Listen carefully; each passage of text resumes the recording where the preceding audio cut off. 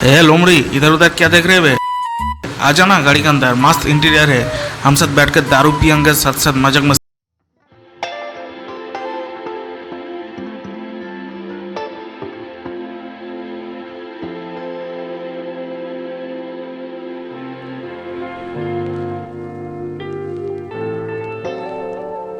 तो दोस्तों welcome back.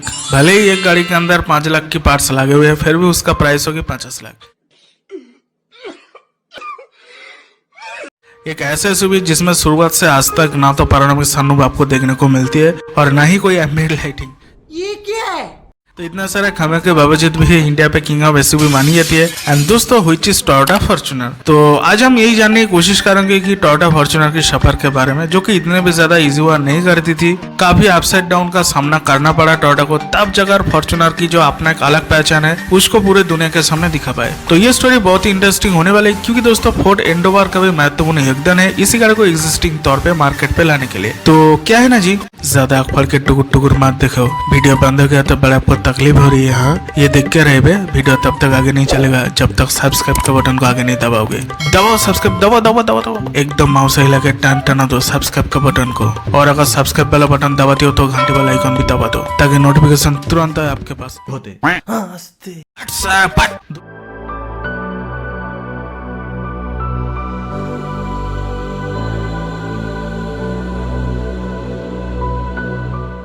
दोस्तों ये गाड़ी का इनोवेशन तो तब हुआ था जबकि इंडिया में आज से करीब 322 बीसी पहले मर्ज एम्पायर की दबदबा चल रही थी। तो तब सर अशोक ने फॉर्च्यूनर लेजेंडर चढ़ के आए हुए थे, जो कि मैंने बहुत ही घटिया जोक मारा। बेसिकली साल 1998 में इस गाड़ी का शुरुआत हुई थी एंड इसके पीछे सबसे ज्यादा अहम हिस्सा था टोयोटा हाइलक्स की। उसका हालांकि मार्केट डोमिनेंस थी एंड अभी भी है, बहुत सालों से बिकते हुए आ रही है, जो की पूरे वर्ल्ड वाइड बहुत ज्यादा फेमस गाड़ियां है। तो टोयोटा को चाहिए था एक ऐसी एसयूवी की जो की हाइलक्स की बराबरी यानी कि सेम कैपेबिलिटीज के साथ मार्केट पे आए, ऑब्वियसली प्रैक्टिकली भी काम में आए, ऐसा भी होना जरूरी है। तो जापानीज जो इंजीनियर है दे आर वेरी स्मार्ट। तो टोयोटा ने यहाँ पर क्या किया, जैसे कि हर एक बड़े कार मैन्युफैक्चरर ब्रांड करते रहते हैं, हाइलक्स को मॉडिफाई करके यानी कि उसका प्लेटफॉर्म को दूसरे किसी प्लेटफॉर्म में परिवर्तित करके एक नया एसयूवी का लॉन्च कर दे, ताकि इनिशियल मार्केट में एक अच्छी खासी पोजीशन स्कोर कर पाए ऐसे। इसलिए एंड ये स्ट्रेटजी को फॉलो करते हुए हाइलक्स की जो न्यू वाली एसयूवी है उसको टोयोटा लॉन्च करती है अमेरिका में 1990s के दशक में। एंड दैट वाज फोररनर टेकुमा ट्रक के ऊपर ये बेस्ड थी एंड मैसिव सेलिंग यानी कि अच्छी खासी सेलिंग पे ये गाड़ी बेच भी रही थी। तो इसलिए टोयोटा हाइलक्स को मॉडिफाई करके उसके आसपास पड़ोसी देश यानी कि जो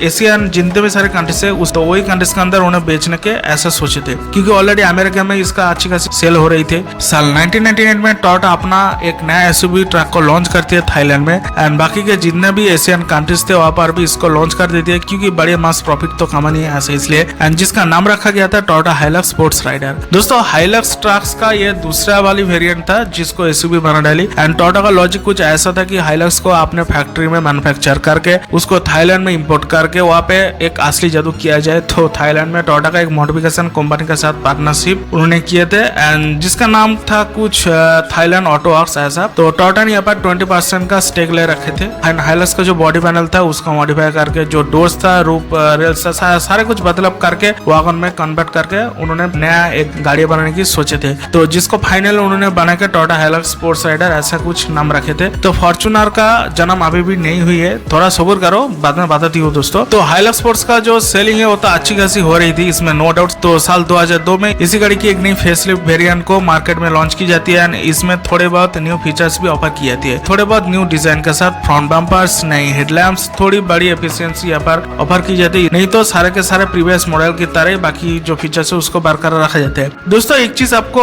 यहाँ पर दिखाने वाला जो की सी पिलर है इस गाड़ी का, ग्लास एंड विंडो सेक्शन है, वहाँ पर जो डिजाइन लैंग्वेज है उसको अभी भी फॉर्च्यूनर के अंदर आपको देखने को मिलती है। तो जरा आप गौर से देखिए तो इन दोनों के बीच में काफी ज्यादा जुड़ा हुआ कनेक्शन है। तो ये आप सिग्नेचर भी समझ सकते हो। तो टोयोटा का सोच पहले से ही कुछ अलग था, तो इसलिए इस बार उन्होंने क्या किया, तो उन्होंने ऐसा सोचा कि अगर इसे हाइलक्स स्पोर्ट्स राइडर को इंटरनेशनली लॉन्च किया जाए तो अगर एक बार यूनिवर्सल एक्सेप्टेंस मिले तो क्या ही बात होगी। तो पहले थाईलैंड में हाइलक्स को लॉन्च किया जाता है, तो बाद में मालয়েशिया एंड जितने भी सारे बाकी के एशियन कंट्रीज थी थी वहाँ पर उन्होंने इस गाड़ी को लॉन्च किया था, थोड़े बहुत बिक भी रही थी। तो दोस्तों अब बारी आती है फोर्ड एवरेस्ट की, जो कि मेन विलेन की तरह यहाँ पर एंट्री मारी थी। फोर्ड का जो एवरेस्ट था जो कि उसी टाइम पे लॉन्च किया था एशियन कंट्री के अंदर, जो कि पहले से बहुत ज्यादा ग्लोबली अच्छी खासी पोजीशन पे बिक रही थी एंड इजिली कंपटीशन और भी ज्यादा तगड़ी होने लगी। तो टोयोटा को ऐसा लगा कि हाइलक्स स्पोर्ट्स राइडर को आप सीरियसली इंटरनेशनल प्रोडक्ट के तौर पे इंट्रोड्यूस करना चाहिए एंड इसको न्यूली रिडिजाइन करके बनाने की। तो यहाँ पर दो बड़े मुसीबतें आ गई। पहली प्रॉब्लम तो ये थी कि जो नाम को लेकर, यानी कि हाइलक्स स्पोर्ट्स राइडर जो कि सुनने में कुछ खास नहीं लगता था, एक नॉर्मल जीपीएस जैसा फीलिंग आती थी इस नाम को सुनने में। और दूसरी वाली जो प्रॉब्लम थी इसी नाम से और एक जो डिफरेंशिएशन होती है यानी कि दोनों गाड़ियों के बीच में, क्योंकि जो नॉर्मल हाइलक्स थी तो उसी का सब वेरिएंट तो ऑलमोस्ट सेम जैसा सुनाई देती थी। तो इसलिए जिन कंट्रीज में हाइलक्स का अच्छी खासी मार्केट डोमिनेंस थी तो वहाँ पर इस गाड़ी को न्यूली लॉन्च करके बिक पाना थोड़े बहुत मुश्किल होगा। तो इसी फैक्ट्री के अंदर उन्होंने क्या क्या हाइलक्स का तैयारी करने लगे, फैक्ट्री के अंदर इसके बारे लगे सारे प्रॉब्लम को पहले खत्म करने का। तो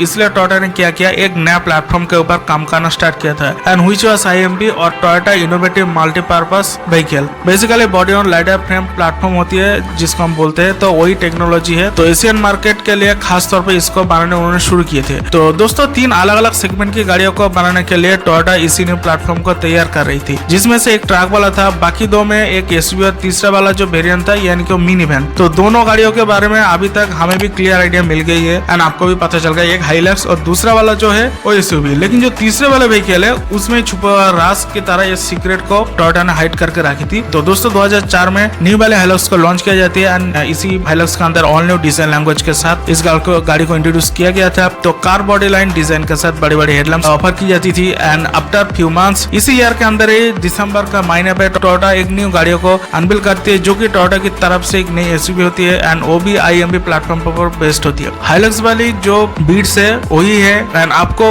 उसके साथ बढ़िया प्रैक्टिकलिटी एंड जो डिफरेंस है वो भी को देखने को मिलती थी। एंड दोस्तों जिसका नाम था टोयोटा फॉर्च्यूनर एंड यही से फॉर्च्यूनर का जर्नी एक्चुअली शुरू हुआ था। तो दोस्तों फॉर्च्यूनर का जो नाम है ये नाम को सजेस्ट करने के पीछे यानी कि रखने के पीछे भी एक बढ़िया कहानी थी। अकॉर्डिंग टू द टोयोटा तो जितने भी सारे रिचेस्ट पर्सन हुआ करती थी अगर वो इस गाड़ी को खरीदेंगे, यानी कि जितने सारे हाई प्रोफाइल जॉब करने वाले इंसान है, ट्रेड सेटिंग लोग है, तो ऑब्वियसली हाई क्लास तो बंदे होंगे, तो इसलिए इसका नाम फॉर्च्यूनर रखा गया था। तो ये गाड़ी के अंदर बढ़िया लुक्स मिलती थी, जो फ्रंट प्रोफाइल है हाइलक्स वाली लाइट्स ऑफर की जाती थी एंड जो मस्कुलर लुक आपको फ्रंट प्रोफाइल से देखने को मिलती थी। साइड प्रोफाइल में बड़े बड़े व्हील्स दिखाई देती थी एंड जो third row of this glass area वो भी काफी ज्यादा हाइलक्स स्पोर्ट्स राइडर वाली सेम डिजाइन लेआउट के साथ मिलती जुलती थी। तो इन्हीं सब कारणों के वजह से जो टोयोटा की RV4 और लैंड क्रूजर का मॉडल है तो दोनों सेगमेंट के अंदर ये गाड़ी आती थी, यानी कि ये सेगमेंट। तो फिलहाल मामला बहुत ज्यादा चेंज हो गया है, तो अभी लैंड क्रूजर वाले सेगमेंट में जाते जा रही है। तो 2005 में थाईलैंड में इस गाड़ी का लॉन्चिंग रखा जाता है एंड यही पे हो जाती है थोड़ी दिक्कत वाली मामला, क्योंकि मलेशिया में जबकि ये वाली गाड़ी को लॉन्च किया जाती है तब वहाँ पर रेक्सटोन लीडर ऐसा कुछ गाड़ी वहाँ पर बहुत ज्यादा फेमस हुआ करती थी एंड जो रेक्सटोन का प्राइस था वो 18 लाख के आसपास थी एंड अगर हम देखें उसी समय के हिसाब से काफी ज्यादा महंगी गाड़ी हुआ करती थी, नो डाउट। तो टोयोटा का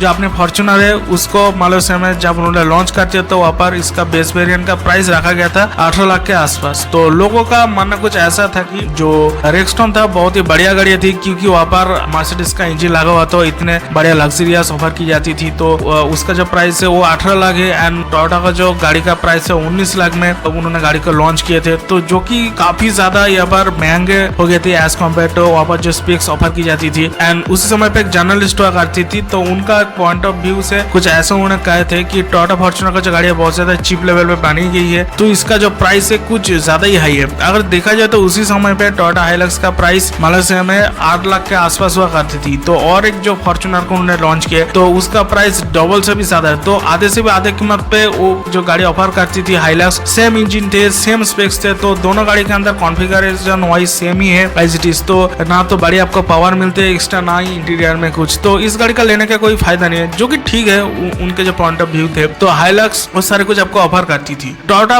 वाला बहुत ही जिद्दी थी तो उनको इस चीज के बारे में कोई भी फर्क नहीं आई, तो उन्होंने लोगों का बात पे कोई भी यहाँ पर रिएक्शन नहीं दी। तो टोयोटा ने अलग अलग कंट्रीज के अंदर फॉर्च्यूनर को बेचना शुरू किए एंड टोयोटा काफी बढ़िया प्रॉफिट कमाने लगे एंड फॉर्च्यूनर काफी सारे देशों के अंदर पसंद किए जाने लगी थी। दोस्तों आफ्टर 4 इयर्स यानी कि साल 2008 के जुलाई के महीने पे टोयोटा की इस गाड़ी के ऑल न्यू जो फेसलिफ्ट मॉडल है उसको दोबारा से लॉन्च करती है, तो थोड़े बहुत नए लुक्स यहाँ पर मिल जाती है। फ्रंट में लैंड क्रूजर वाली DNA वही सिग्नेचर ग्रिल मिल जाती है एंड मेंबर्स को भी न्यूली ऐड किया गया था। साइड में ऑल न्यू एलॉयज ऑफर की गई है एंड रियर में ऑल न्यू हेडलैम्प्स आपको देखने को मिल जाती थी एंड इंटीरियर में काफी सारे बदलाव किए गए थे न्यू कलर कॉम्बिनेशन के साथ इस गाड़ी को इंट्रोड्यूस किया गया था। तो दोस्तों ये गाड़ी थाईलैंड में लॉन्च होने के ठीक 1 साल बाद ही इंडिया पे लॉन्च की गई थी। ये सही फॉर्च्यूनर का जो एंट्री इंडिया में होती है, यानी कि तो मैं बात करूँ 2009 में 25 अगस्त के जो दिन थे वही दिन से टोयोटा का आना इंडिया में शुरू हुआ था। तो तब इसका प्राइस था 18.45 लाख रुपीस रखा गया था, जो कि इंडियन एक्सशोरूम प्राइस के हिसाब से इसका प्राइस था, कीमत था। तो टोयोटा का ये जो गाड़ियां थी डीएसयूवी वाली सेगमेंट थी, यानी कि मित्सुबिशी पेजेरो स्पोर्ट्स और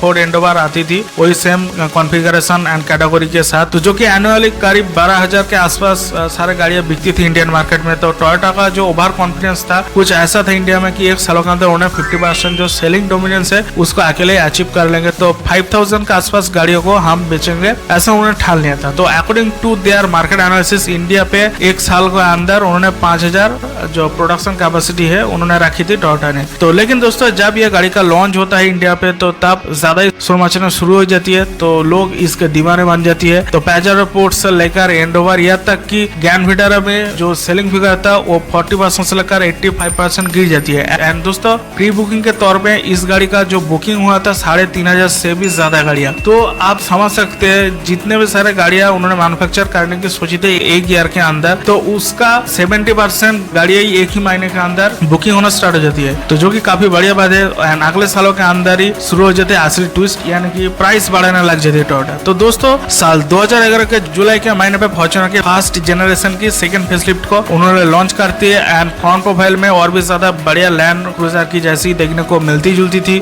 यानी कि जो ग्रिल है एंड जो हेडलैम्प्स है वो सेम जैसे देखने को मिलती थी और भी ज्यादा प्रोमिनेंट। पूरे लैंड क्रूजर का जो फ्रंट वाली हिस्से का डिजाइन था उसको उठाकर यहाँ पर बैठा दिया गया था, तो जो सेटअप था सेम जैसा था। एंड इसको 2012 में ये जो फेसलिफ्ट था इसको जुलाई के अंदर इंडिया पे लॉन्च किया गया था। तो बहुत ही मस्त बढ़िया लुक मिल जाते हैं। तो जो लुकिंग सिग्नेचर है टोयोटा प्रोवाइड करती थी कि इन लुक ऐसा कुछ उनका कोट था जो कि पतली पतली शार्प एलईडी लैंप्स होते हैं कोरोला के अंदर देखने को मिलते हैं, वही एलईडी लैंप्स के साथ जो एग्रेसिव वाली डिजाइन होती है उसको बरकरार रखा गया था। तो जो फॉर्च्यूनर की तरफ से एकलौते ऐसे गाड़ियां थी जो कि 4 व्हील ड्राइव के साथ यहाँ पर आती थी। तो पहले जितने भी सारी गाड़ी थे वो full time 4 wheel drive mechanism था, तो बहुत ज्यादा बेकार थी। एफिशिएंसी जो थी उतना ज्यादा नहीं हुआ करती थी, 8 से 12 तक की एफिशिएंसी मिलती थी। देन 2016 में नवंबर के महीने पे इंडिया पे इसको लॉन्च किया गया था। तो पहले ऑस्ट्रेलिया में इसको लॉन्च किया गया था, ठीक है, बाद में इंडिया पे। तो दोस्त इसका जो प्राइस रखा गया था 25.62 लाख से लगा 31.12 लाख। एक शोरूम ऑब्वियसली गाड़ियां मास थी तो इसमें नो डाउट, बट प्राइस भी काफी ज्यादा महंगे हो चुके थे। तो इतने महंगे होने के बावजूद भी